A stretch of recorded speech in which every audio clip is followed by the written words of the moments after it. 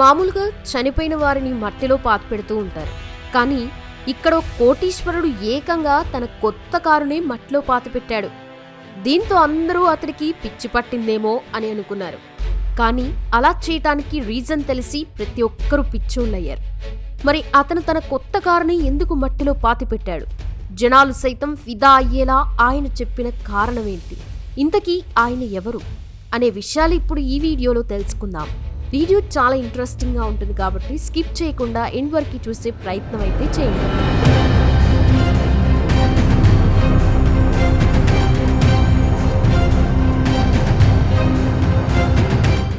Friends, ఇది 2 ఏళ్ల కిందట జరిగిన సంఘటన.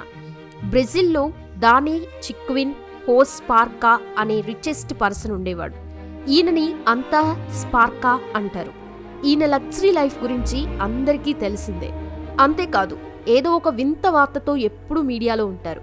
అయితే ఈ స్పార్కా ఒక ప్రకటన ఆ దేశంలోనే సంచలనంగా మారింది. అదేంటంటే, తాను నా ₹1,00,00,000 ఖరీదైన బెంట్లీ కారుకి అంత్యక్రియలు జరపబోతున్నాను. ఈ అంత్యక్రియలకి మీరు రావాలని మీడియాకి ఆహ్వానం పంపారాయన. అంతేకాదు, ఆ కొత్త కారుని నేనే వాడలేదు. అంత కొత్త కారుని అంతే కొత్త సమాధిలోకి పంపుతున్నాను. ఈ ఖరీదైన అంత్యక్రియలకి అందరూ రావాలని ఆహ్వానం పంపారు. తన కారు కోసం తవ్విన సమాధి పక్కన స్టైల్గా నిలబడి కారు పక్కన ఫోజిచ్చారు స్పార్కా. ఈయన ఈ వార్తని సోషల్ మీడియాలో పెట్టారో లేదో విపరీతమైన ట్రోలింగ్ మొదలైంది. మీడియా కూడా ఏకి పారేసింది. బ్రెజిల్లో ఎంతో మంది పేదలున్నారు. చదువు అందక ఎంతో మంది విద్యార్థులు కష్టాల పాలవుతున్నారు. పేదలు తిండి లేక అలమటిస్తున్నారు. ₹1,00,00,000 ఖరీదైన కారును కొని అంత్యక్రియలు చేసే బదులు అంతే విలువైన డబ్బును దానం చేయొచ్చు కదా. జనం కారణంగా నువ్వు కోటాను కోట్లు సంపాదించావు, కానీ అదే జనానికి సాయం చేయటానికి నీకు చేతులు రావడం లేదు. నువ్వు అసలు మనిషివే కాదని దుమ్మెత్తిపోశారు నెటిజన్లు. మరోవైపు పన్నులు ఎగ్గొట్టేందుకు చేస్తున్న డ్రామాలంటూ కొంతమంది దెప్పిపొడిచారు.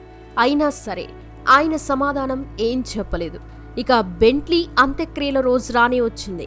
జాతీయ మీడియాతో పాటు అంతర్జాతీయ న్యూస్ ఛానల్స్ కూడా స్పార్కా ఇంటికి చేరుకున్నారు. బెంట్లీ అంత్యక్రియల విందును వారికి ఇచ్చారు. ఇది విచారకరమైన రోజు.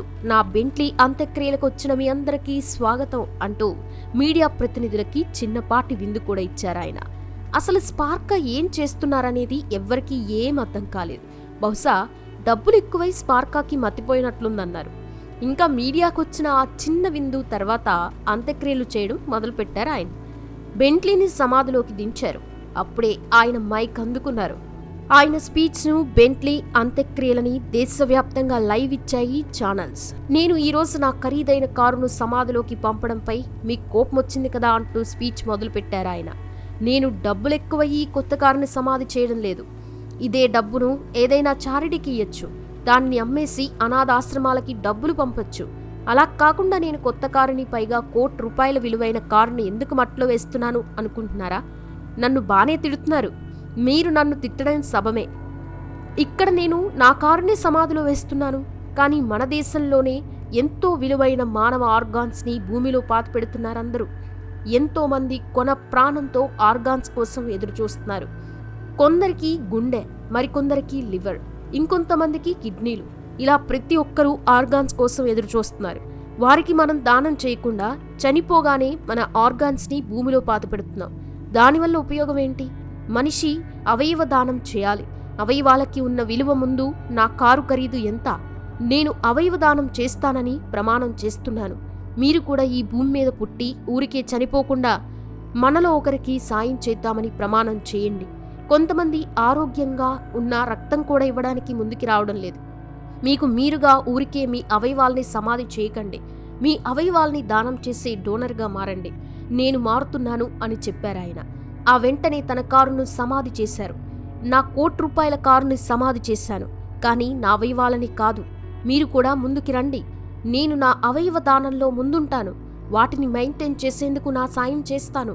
అది కూడా మీలో ఎవరికి ఏ అవయవం అవసరమైతే దానిని ఉచితంగా రూపాయి ఖర్చు లేకుండా మనలో ఒకరి ప్రాణం నిలబడేలా చేస్తానని ప్రమాణం చేశారు స్పార్కా. ఆయన స్పీచ్ విన్న తర్వాత దేశం మొత్తం చప్పట్లు కొట్టింది. అయినా సరే ₹1,00,00,000 పెట్టి యాడ్ చేసినట్లుగా బెంట్లీ సమాధి చేయకుండా ఉంటే బావుండేదని కూడా విమర్శలు వచ్చాయి. నేను మంచి పని చేస్తే ఎవరు పట్టించుకోరు, అదే చెడ్డ పని చేస్తే అటెన్షన్ నా వైపు ఉంటుంది. నేను చేసే చెడ్డ పనిని మీరందరూ చూస్తారు, కాబట్టి ఈ పద్ధతి ఎంచుకున్నాను అని చెప్పారాయన. ఇక మరో ఆసక్తికరమైన విషయం కూడా చెప్పారు. బ్రెజిల్లో అవయవాల్ని కూడా స్మగ్లింగ్ చేస్తున్నారు. ఇది ప్రమాదకరం. మనుషుల్ని చంపి అవయవాల్ని ధనవంతులకు ఇస్తున్నారు. ఆ పద్ధతి పోవాలి అంటే మనందరం డోనర్స్ కావాలి. చైనాలో యూగర్ ముస్లింలు, టిబెట్ బుద్ధిస్టులని దారుణంగా చంపి వారి అవయవాలని అమ్ముకుంటున్నారు. చైనాలో వారిలో మీకు కావాల్సిన, మీకు సూట్ అయ్యే ఆర్గాన్స్ని మాఫియా తెచ్చి మీ ముందు పెడతాయి. ఆ పరిస్థితి మన దేశంలో రావద్దని గొప్ప విషయం చెప్పారు. ఆయన చెప్పిన నాటి నుంచి నిజంగానే బ్రెజిల్లో కాస్తంత మార్పు వచ్చింది. బెంట్లీ అంత్యక్రియల కారణంగా బ్రెజిల్లో మొదటిసారి అవయవదానానికి మంచి ప్రచారం కలిగింది అనడంలో ఎలాంటి సందేహం లేదు. మరి స్కార్పా చేసిన ఈ అంత్యక్రియల గురించి మీ అభిప్రాయాల్ని కామెంట్స్ ద్వారా తెలియచేయండి. వీడియో నచ్చితే లైక్ చేయండి, షేర్ చేయండి, ఛానల్ని సబ్స్క్రైబ్ చేసుకోండి. Thanks for watching.